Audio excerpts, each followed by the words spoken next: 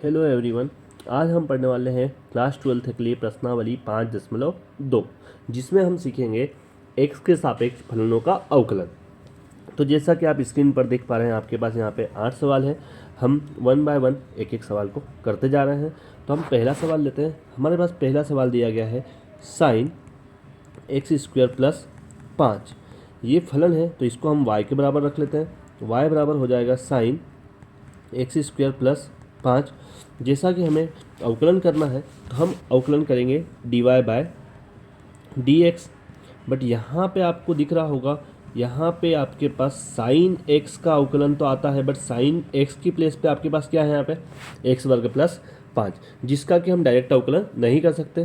तो ऐसी कंडीशन में इसके लिए हम यूज़ करते हैं चेन रूल।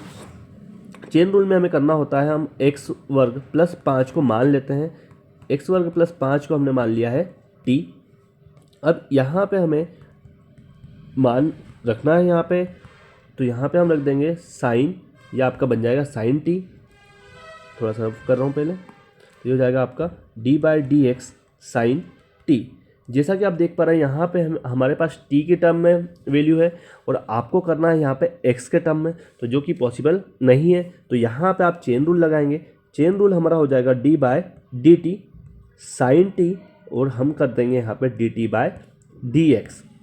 अब यहाँ पे आप साइन t का वैल्यू आराम से निकाल सकते हैं। साइन t का अवकलन हमें पता है, साइन t का अवकलन होता है cos t और d बाय डी एक्स। वापस आप यहाँ पे t का वैल्यू पुट कर सकते हैं। t का वैल्यू होता है आपका x² प्लस 5। अब हमें इसका अवकलन करना है, तो यहाँ पे हम रखेंगे cos t का मान रखेंगे x² प्लस 5। यहाँ पे x² का आप अवकलन करेंगे तो ये हो जाएगा 2x, और 5 का अवकलन यहाँ पे कोई एक्स्ट्रा वाली टर्म नहीं है, इसलिए 5 का अवकलन हो जाएगा 0। तो ये था हमारा फर्स्ट क्वेश्चन। देन हम सेकेंड क्वेश्चन की ओर जाते हैं। तो सेकेंड क्वेश्चन हम नोट डाउन करने वाले हैं। सेकेंड क्वेश्चन आप देखेंगे, आपके पास सेकेंड क्वेश्चन दिया गया है कॉस साइन x, यही हम सेकेंड क्वेश्चन लेने वाले हैं। तो यहाँ पे हम सेकेंड क्वेश्चन लिख रहे हैं कॉस साइन x। हमें इसका अवकलन करना है तो हम इसे y के इक्वल ले लेंगे। तो यहाँ पे हो जाएगा y बराबर कॉस साइन x।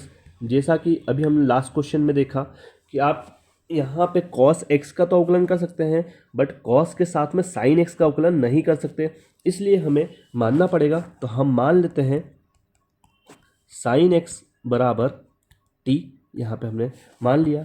यहाँ पे भी हम चेन रूल अप्लाई करेंगे, तो dy बाय डी एक्स।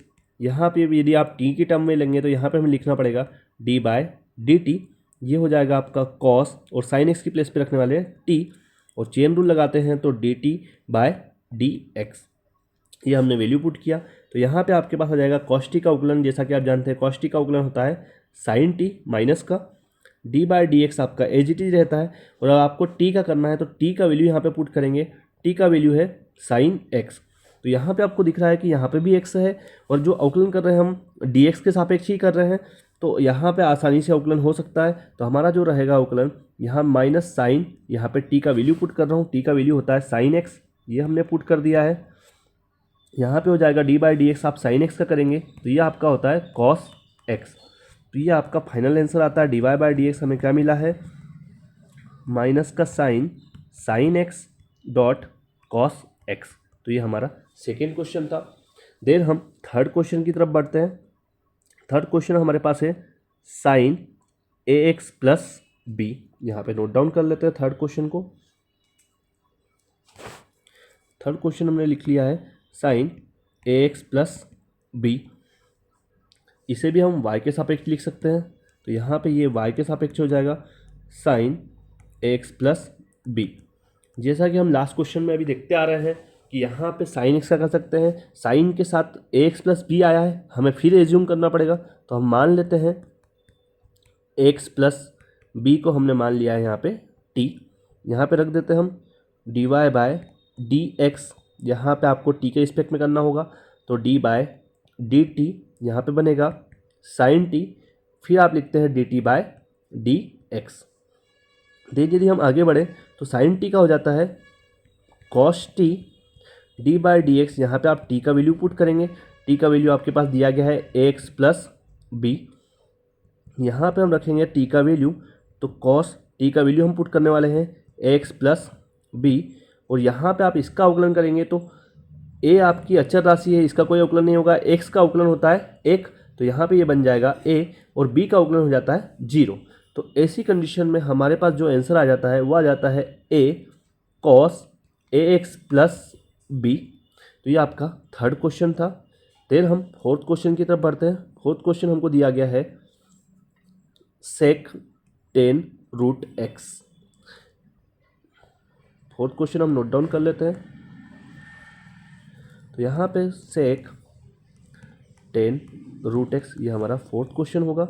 इसे भी हम y के टर्म में लिख लेते हैं। तो y बराबर ये हो जाएगा सेक 10 रूट एक्स। वापस आप देख पा रहे हैं आपके पास सेक एक्स का अवकलन होता है, बट सेक के साथ में 10 रूट एक्स का नहीं होता है, तो आपको एज्यूम करना पड़ेगा। फिर हम मान लेते हैं 10 रूट एक्स को हमने मान लिया है यहाँ पे t। यहाँ पे हम वैल्यू पुट कर देते हैं, तो ये हो जाएगा dy बाय डी एक्स। वापस आपको t के फॉर्म में करना है, तो d बाय डी टी। सेक आपका एज इट इज रहेगा, और यहाँ पे 10 रूट एक्स की प्लेस पे आप रखने वाले t, और यहाँ पे हम करेंगे D T by D x.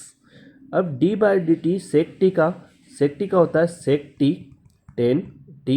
यहाँ वैल्यू पुट कर दिया, यहाँ पे d by D X as it is, और t का मान हम रख देते हैं यहाँ से 10 रूट एक्स, यहाँ पे पुट कर दिया। अब हम आगे जाएंगे तो यहाँ पे आपके पास हो जाएगा सेक t का वैल्यू हम पुट करेंगे 10 रूट एक्स। फिर यहाँ पे 10 का वैल्यू पुट करेंगे, t का वैल्यू 10 रूट एक्स।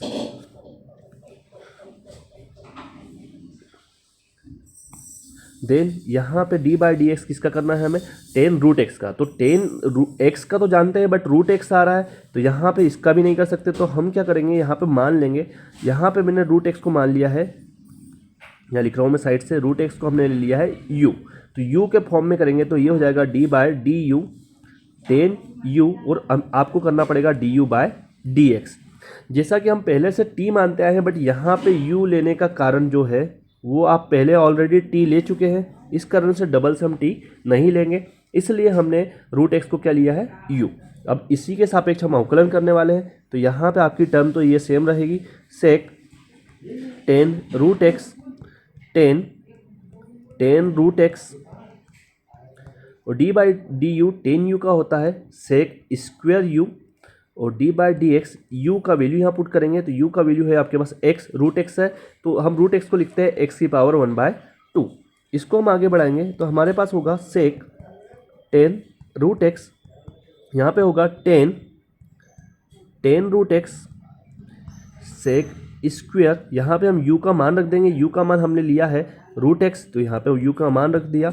और यदि हमको x की पावर 1/2 का अवकलन करना है, तो आपका जो पावर है वो आगे आता है, और एक पावर आप इसमें से माइनस करेंगे, तो एक में से आप 1/2 माइनस करेंगे, 1/2 में से आप 1 माइनस करेंगे, तो आपके पास बचेगा कुछ इस टाइप से, sec 10 root X dot 10 root X, ये हो जाएगा सेक स्क्वेयर रूट एक्स, और यह 1/2 आप आगे लिख सकते हैं, और यहाँ पे हो जाएगा x की पावर -1/2। तो ये जब भी पावर होती है 1/2 तो इसे हम रूट लिखते हैं, और यदि ये माइनस की है तो हम इसे बाहर ले आएंगे, नीचे ले जाएंगे, तो ये हो जाएगा 1/2 रूट x, और यहाँ पे ये हमारा फाइनल आंसर हो जाएगा, sec 10 root X dot 10 root X sec square root X. ये हमारा फोर्थ क्वेश्चन था। तो इस वीडियो में आज हम फोर्थ क्वेश्चन तक देखेंगे, नेक्स्ट वीडियो में आपको 5, 6, 7, 8 क्वेश्चन करवा दिए जाएंगे। तब तक के लिए थैंक यू।